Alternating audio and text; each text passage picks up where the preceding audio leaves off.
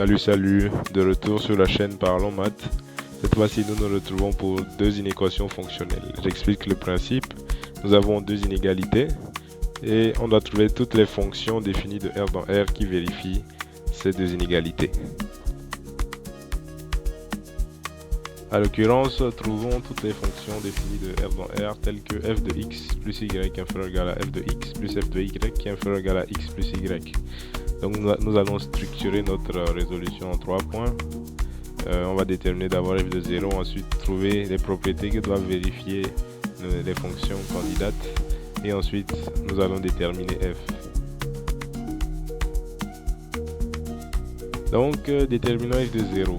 Pour ce faire, comme les deux inégalités sont valables, quel que soit x et y qu'on a pris dans R, on va donc choisir x égale à y égale à 0. On obtient donc que f de 0 est inférieur ou égal à 2f de 0 qui est inférieur ou égal à 0.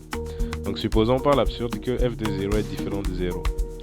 En divisant les deux inégalités par f de 0, on obtient soit 1 inférieur ou égal à 2 inférieur ou égal à 0 si f de 0 est strictement positif, ou 0 inférieur ou égal à 2 inférieur ou égal à 1 si f de 0 est strictement négatif. Et ce qui est évidemment absurde puisque 2 n'est pas inférieur ou égal à 0 ou 2 n'est pas inférieur ou égal à 1. On a donc montré que f de 0 est forcément 0.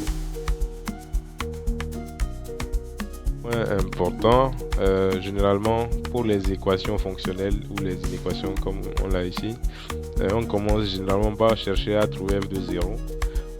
On cherche à trouver des valeurs en des points particuliers avant de se faire une image de la fonction.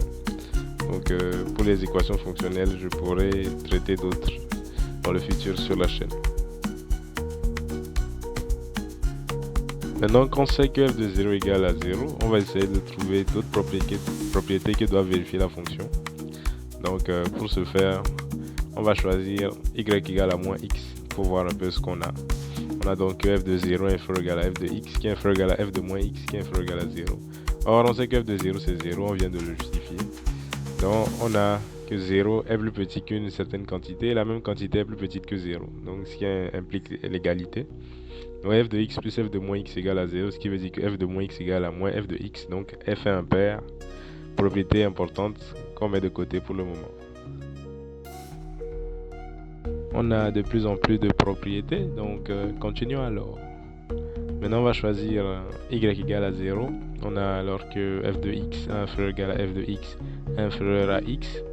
Donc on peut résumer sans f de x inférieur ou égal à x, ce qui est cool, puisqu'on obtient alors que la fonction f est majorée par la première bisectrice, surtout R. C'est quoi la première bisectrice? C'est la fonction identité, autrement dit la fonction qui à x associe x. Donc y égale à x c'est la droite, y égale à x.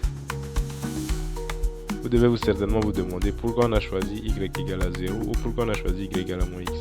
Bon, pour ceux qui ont l'habitude de faire des équations fonctionnelles, ce sont des choix assez classiques. Mais sinon, c'est pour gagner des informations intéressantes. J'aurais pu choisir, je sais pas, y égale à 5x, mais ça n'allait pas me donner des informations très utiles pour la suite. Dans la mathématique, c'est souvent ça, il faut chercher à trouver des informations intéressantes et utiles le plus facilement possible.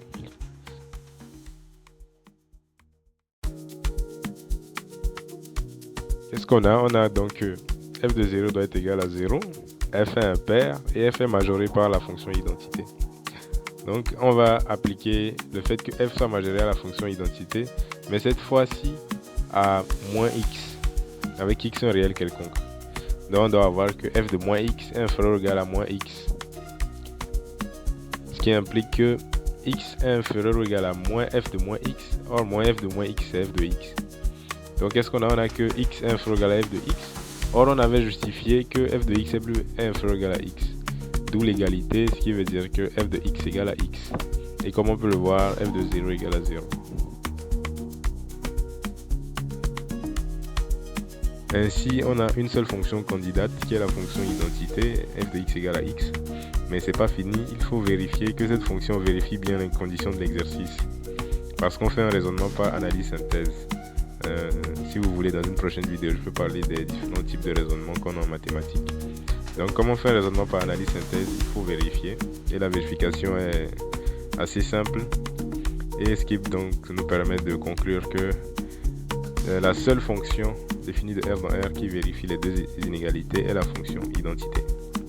Merci pour votre attention et à plus. Une dernière chose avant de vous laisser, vous ne devez pas le savoir, mais je suis élève ingénieur et en tant qu'ingénieur, j'ai envie de discuter avec vous de l'importance des mathématiques dans le domaine de l'ingénierie. Et voilà, je travaille sur une vidéo, donc soyez connectés.